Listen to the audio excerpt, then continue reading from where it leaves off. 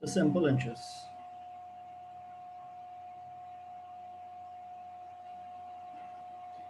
So when we borrow money or invest money, the amount of money borrowed or invested is called the principal. The amount charged on the loan or paid on the investment is called the interest. And obviously time, but time is always in years, so it's paid over a period of time, right? Now the formula for simple interest is always principal by rate by time. Now since rate is a percentage, you put it over 100. Now the amount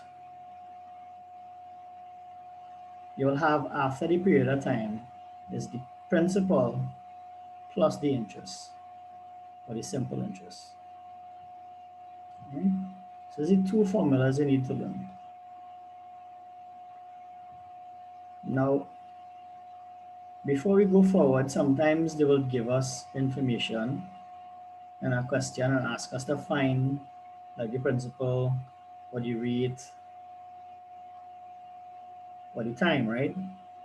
So for example, if we want to find the principal and we are given the simple interest, the rate, and the time, we have to rearrange the equation to make principal the subject of the formula. Now this being a fraction, what we do is multiply by the reciprocal. So 100 over, and what the other two are is the r by the t. Now, anytime you multiply on the right side of an equal sign, you must multiply on the left side of the equal sign. Principal by, sorry, rate by time. And what this will do, this will cancel the rate, cancel the time, cancel the 100. So you remain with the principal alone being 100 multiply, oops, that's not 100. A very simple interest multiply by 100 over rate by time. Now this can be done for any one principal, rate, and time in a similar fashion. So if you wanted to find the rate, you have to divide by the principal, the principal, and the time multiply by 100. If you wanted to find time, you have to multiply by 100 divided by principal by rate, right? To rearrange the formula.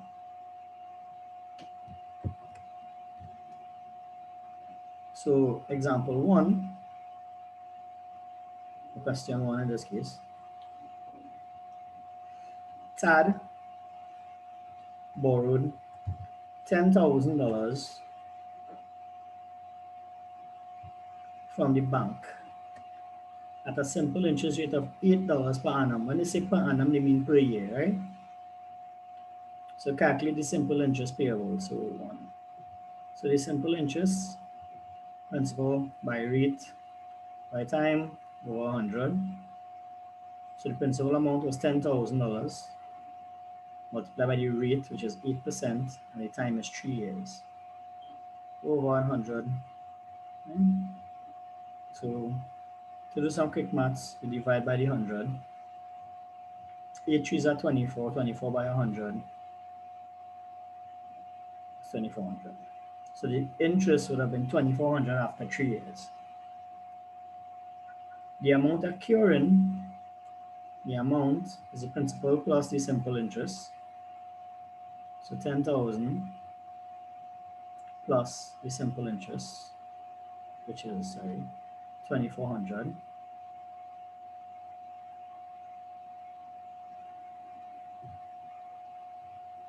So $12,400. And part 3, C, determine the amount of each monthly installment. What I mean, right, is if the interest was to be split up over months, right?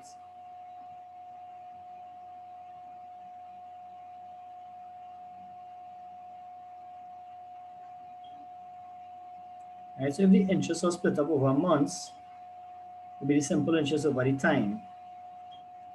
Now, the simple interest would have been 2400, and the time in this case is 3 years, but 3 years is 3 by 12 months, right?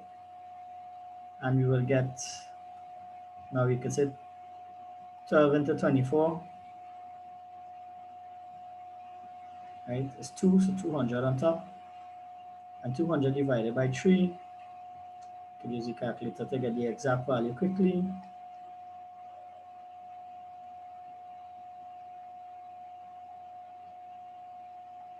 66.67. You have to round it to two decimal places.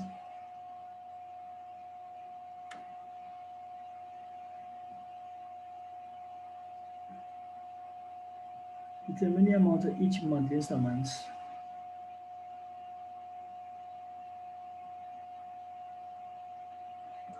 I borrowed this amount from the bank.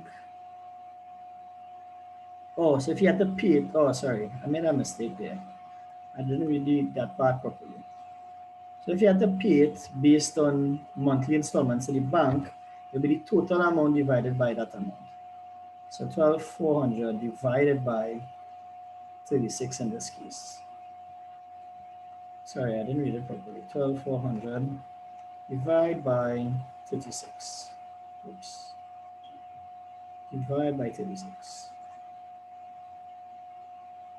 So $344.44. Again, rounded to two decimal places because it's money.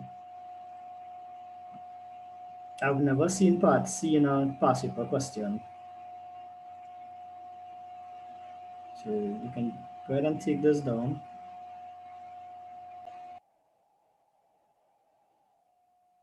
So number 2, simple interest on a sum of money invested for 6 months at 5% per annum is 1680. Determine the amount of money invested.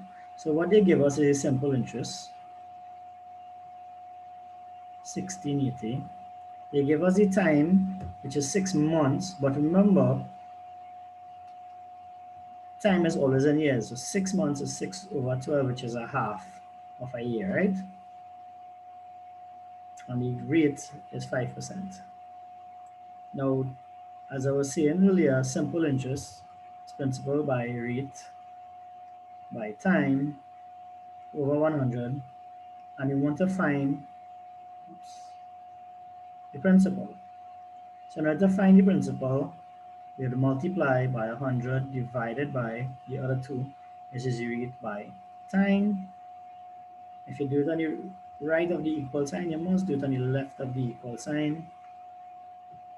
And we can simplify 100 into 100, rate into rate, time into time, to leave us with the principal, which is what they're asking for. And let's go a little bit this way. So we have 100 multiplied by 1680. So we're filling out the formula now. The time and the rate is 5, and the time is a half or 0.5. Right? So we can say the principal amount using the calculator is 100 multiply, and this thing is not working anymore, right? Multiply 1680 divide by, and when you're dividing, you put it in brackets. So 5 multiplied by 0.5 equal.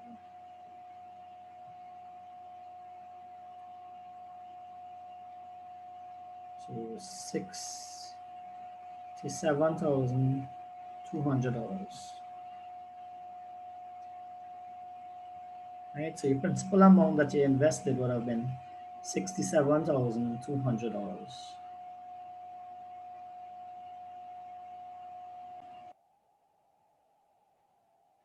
So number 3, the simple interest on $8,500 invested for 6.5 years is $3,867 and $67.50.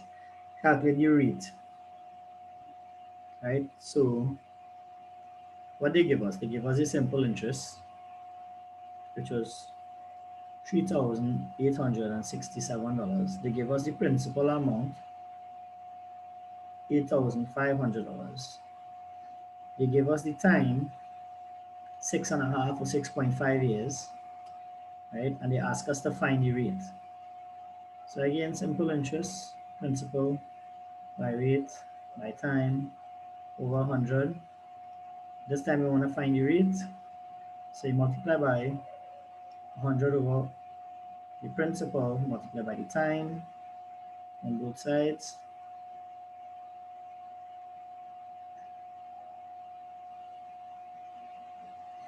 right? So we're gonna simplify it.